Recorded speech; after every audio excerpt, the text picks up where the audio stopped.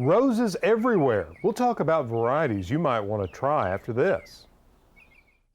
Over the past 20 years as a garden designer, I've enjoyed helping homeowners create private sanctuaries full of beauty and wonder. I find each garden to be a fresh opportunity to explore ways to create uniquely personal spaces. These are just a few of the gardens I've helped to transform into garden homes.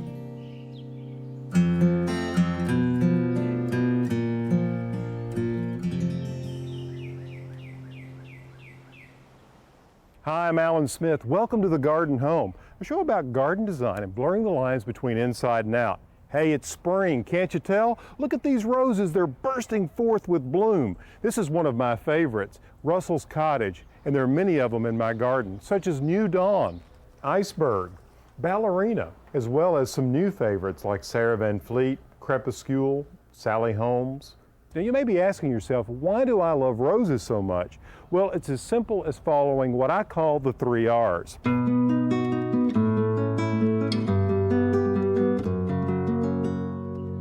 Resilient, reliable, radiant. The 3 R's of roses. Let's talk about resilience first. Roses are tough.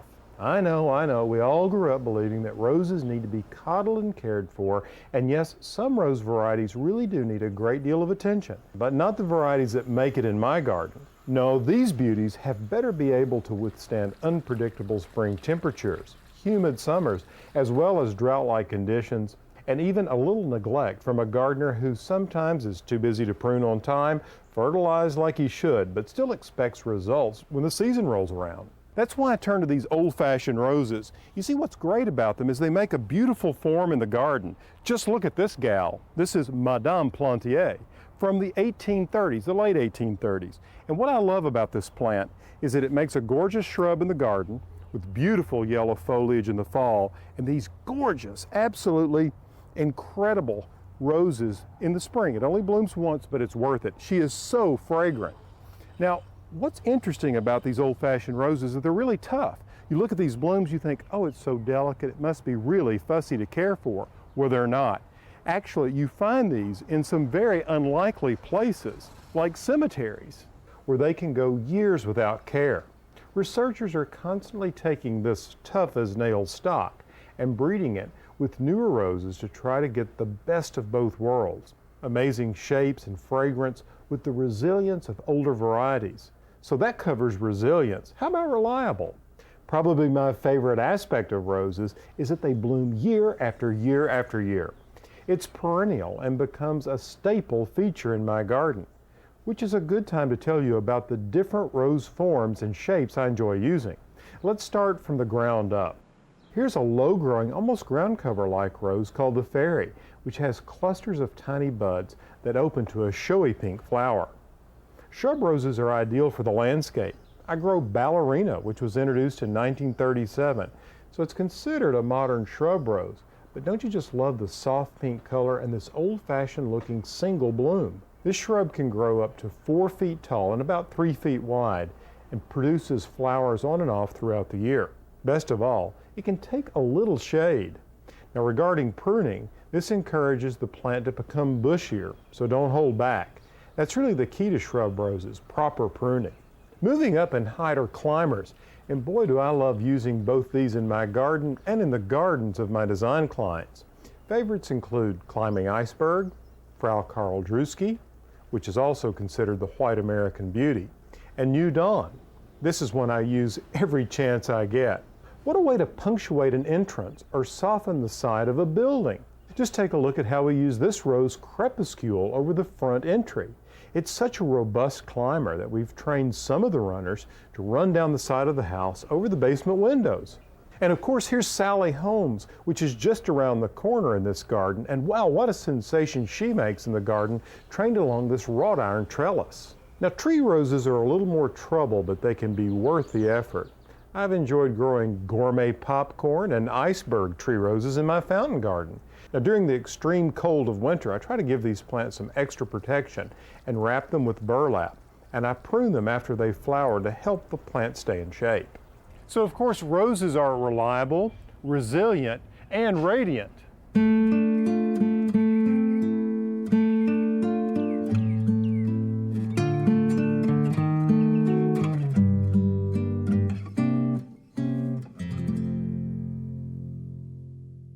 You know, there's nothing like a spring rain to bring the roses out. Just look at this fairy rose. It's really showing out.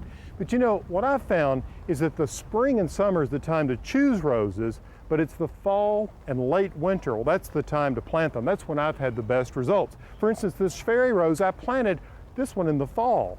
It rooted in all winter long, and then boom, look at all the flowers.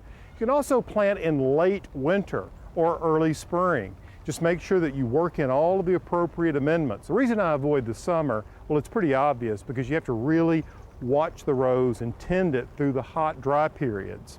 Now, when choosing a location for your rose, make sure it gets at least 6 hours of sunlight and plenty of air circulation.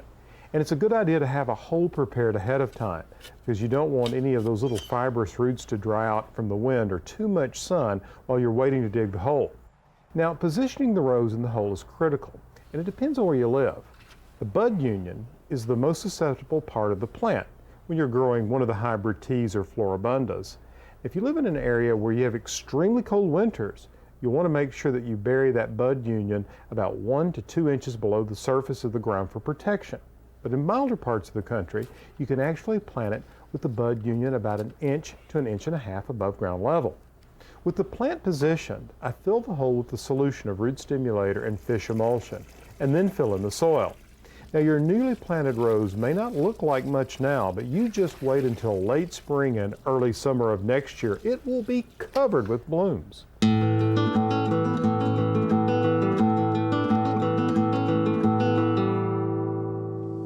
As you might guess, weather like this is perfect for pests such as black spot. When the weather starts getting warm and the moisture comes up in the air, the black spot can run rampant. Now, it can actually defoliate your entire plant, but there's some things you can do to help prevent this. As the name implies, it starts with a black spot on the leaf. Now, I've never had a rose bush actually die from black spot, but it can certainly cut down on their performance and make the shrubs look pretty shabby. Not all roses are created the same. They respond differently to fungus, just as we respond differently to viruses and bacteria. For instance, some of the most popular hybrid tea roses are more susceptible, whereas an old-fashioned rose, such as Lamarck that I grow over my tool shed, has been virtually unaffected by black spot. All of this is to say that certain varieties are just more susceptible to black spot than others. So when choosing a rose for your garden, select varieties that are more disease resistant. To better control the spread of the disease, start spraying as soon as you see the first spots.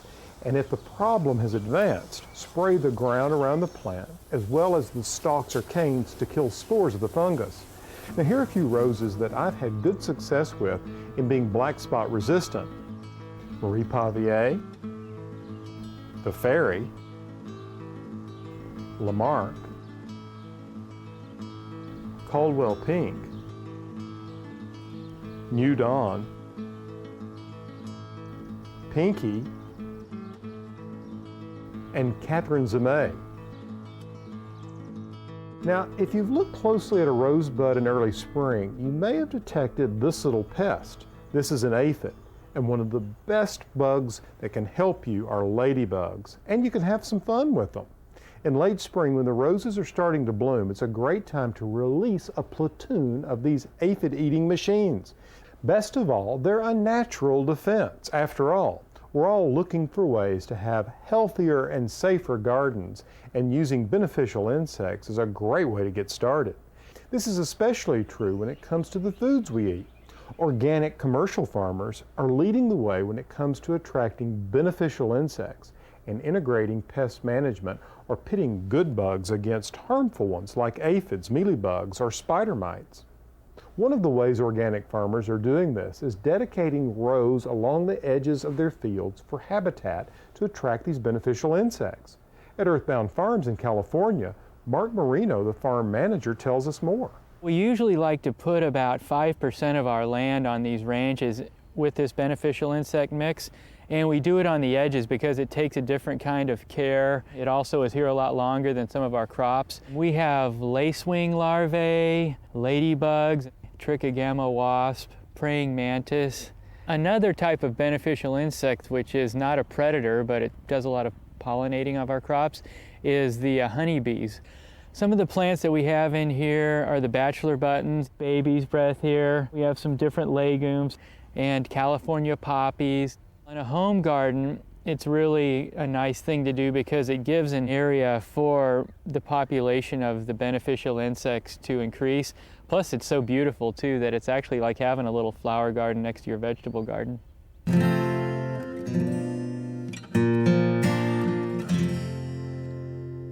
Now take a look at this. They're making some progress, don't you think? I'm so excited about how the house is coming along and the garden. Now as we develop the garden, I've got two places where I'm going to really showcase a lot of roses. Here in the center section, and then on both ends. Come on down here and let me show you.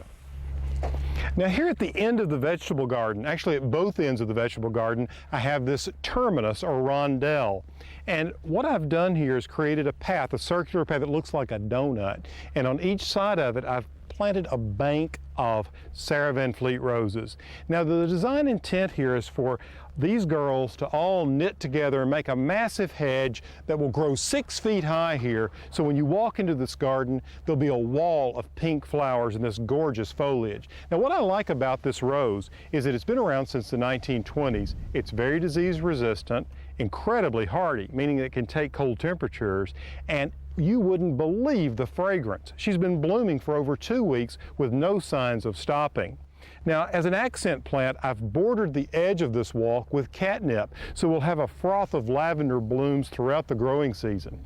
Early on, we put this long tunnel up. It's 40 feet long, and we've planted grapes on it, several different varieties. But before I talk about the grapes, I just want to point out the design intent here, what I want to see happen. I was inspired by Monet Giverny. If you've seen those beautiful walkways where he has tall bearded iris, and under them, if you'll look down here, I have nasturtiums planted. So the idea is that this will be covered in gravel, the nasturtiums will grow out onto the path and bloom, and here I have all these varied colors of lavender and blue iris along the edge. Now coming up and over are the grapes. I have two varieties. This one's a Perlette and the other one's a Merlot. Now I learned a long time ago that you can use plants as indicators of disease. Eventually I may decide to plant some roses on each end of this arbor because roses are great indicator plants in vineyards. It's true. During a visit to Galante Vineyards, Jack Galante told me about how his father brought roses into their family's California vineyard. About 1985, my dad started planting roses just around the vineyards to beautify the vineyards. He grew up in the old country, and he saw these roses at the end of all the grapes. Because as you know, roses used to be used as monitors for pests and mildew and things in the, for the vineyards. Sure. And we started planting so many roses and putting so much labor into them, we were giving roses away as fast as possible, that we finally decided to sell them. Now most of the roses you grow here are hybrid teas. All the roses we grow here are hybrid tea, as a matter of fact, yes. We don't do any of the old roses. We find they are absolutely gorgeous, as you know, a little more difficult to ship and all. And so we really specialized in the hybrid tea roses. Now this is the second area where I'm emphasizing roses. This is the center of the garden. And if you look around, you can see elements of white. The idea here is in this center part to carry out a white theme. This has been very successful for me in the past, adopting a white theme. You see, if you think about the view from the house, looking across the center garden, down the alley of crabapples to the river, the white does not distract you. If it was red, your eye would go to it and it would be a distraction. And I want you to look all the way down, uninterrupted, to the river. Now in this space, I have 3 roses that I'm using. I'm using one that's an early flowering white called Ducher from the 1860s, and it's soon followed by a beautiful little rose called Lindy. And then after that, we have Catherine Zemay. Catherine Zemay is one I've grown for years in my fountain garden in town. Now, these are small plants now, but you just wait. In a few years, they're going to fill out nicely. Now, take a look at the fountain. It's come along, hasn't it? Remember last show? It was a big muddy hole. We're making some progress. Now, speaking of progress, let's go into the house. I want to show you around.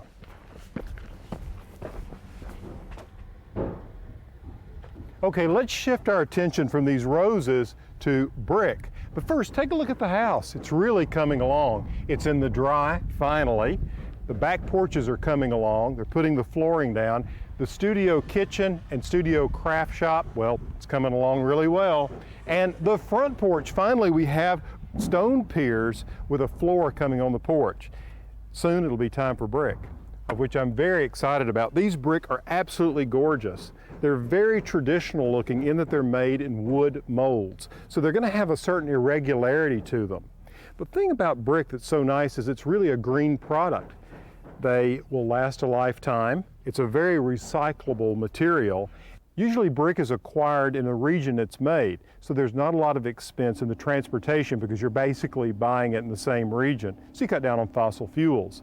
I've used this particular brick on projects where we've integrated the house and the garden, and it really comes out beautifully. You can create a beautiful product. Now come on over here, I want to show you the porch. It's coming along nicely. I have to say, one of the things I like about this porch is that it has such generous proportions. See, it's coming out from the house 12 feet, and it's a one-story porch, unlike the back porch, which is a two-story porch. And look at this pier. The guys just finished up laying this, and still the masonry's damp here. But this is a 2-foot wide pier, and we're using a native stone. Looks really great, doesn't it? It's got a pitch face to it. They've loosely chiseled these things out into blocks or squares, which would be certainly traditional. Now, let's go inside and go all the way to the top and take a look at the garden. You won't believe the view. Come on. Well, you can see the house is getting all wrapped up. If you step out here on the porch and take a look at the view beyond, wow, the garden is really coming together. From here you can see that we've brought gravel in and filled in the spaces between all of those raised beds. It really gives it a finished look. And the little houses are coming up. We've got one on the east side and one on the west side, and they're just getting the roof material on them. At the far end, they're planting the rondelles around the big fig with lots of different colored flowers.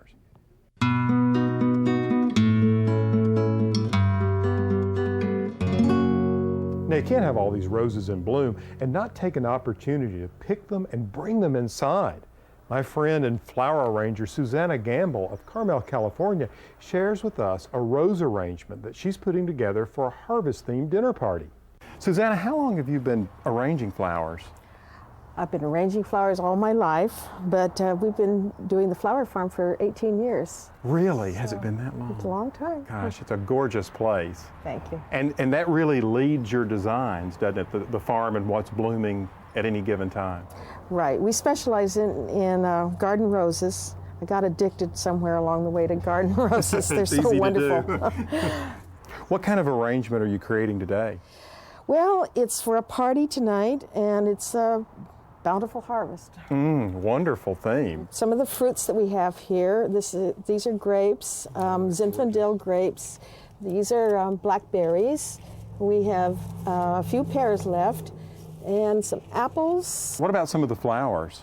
Well, it seems like most women want this just showy. These are just spectacular. Look at the size of them. So what do we need to do to get started? For a large arrangement like this, you have to have the oasis higher than the container. Otherwise, everything sticks up like this. We want to get that nice natural from the garden look. Right, graceful flow. I think that's the look everyone wants.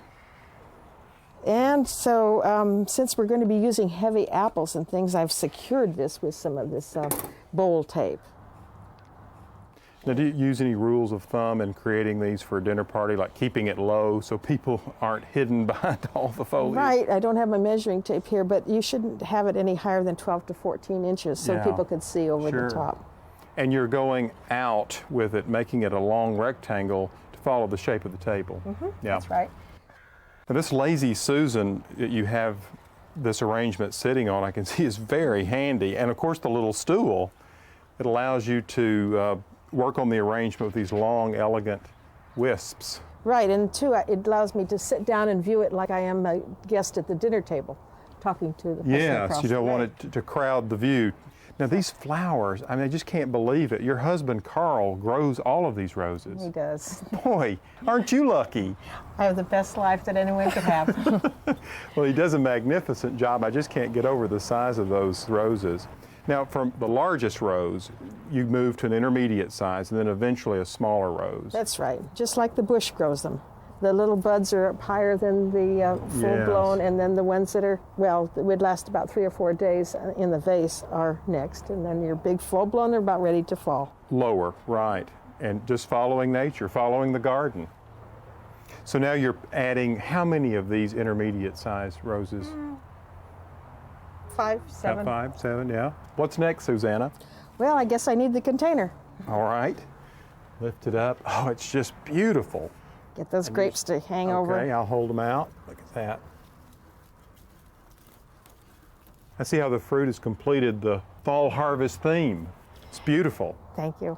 Blackberries, apples, Apples and grapes. and of course the grapes, yes. Gorgeous, just gorgeous. Now you've used a single color family here as the theme, I see.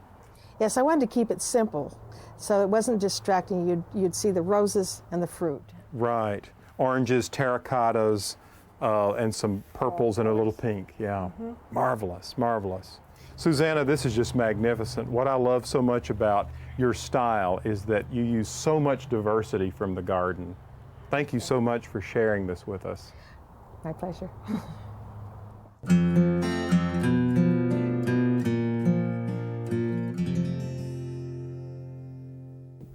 The International Master Gardeners Conference was recently held in my hometown. What a colossal event.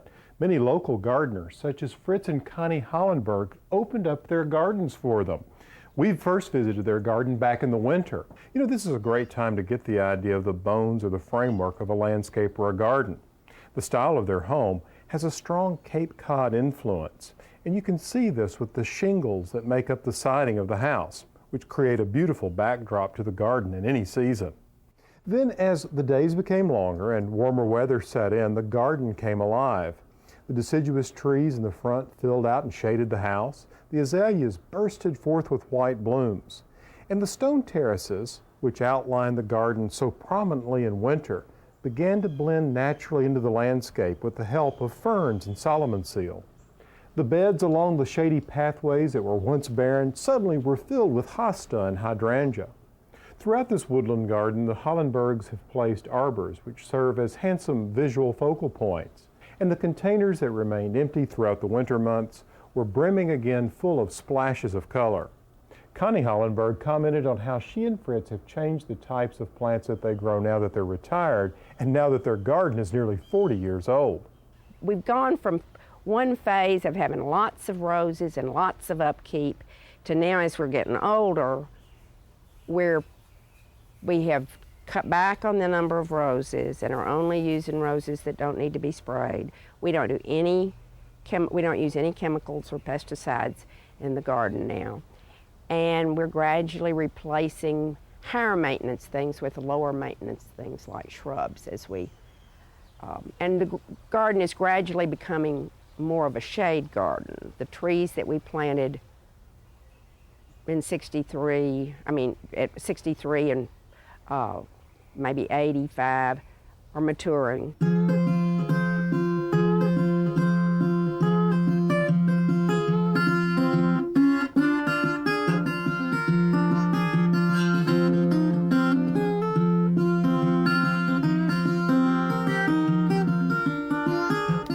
Well, I hope you've enjoyed today's show as much as I have. You know, there's nothing quite like spending time in your garden after a spring shower. The aroma is intensified. I guess it's because of the heaviness of the air. It just surrounds you with such a sweet fragrance. I hope you'll fill your garden with lots of gorgeous roses. Until next time, from the Garden Home, I'm Alan Smith. More information about today's topic and other topics covered in this series can be found at pallansmith.com.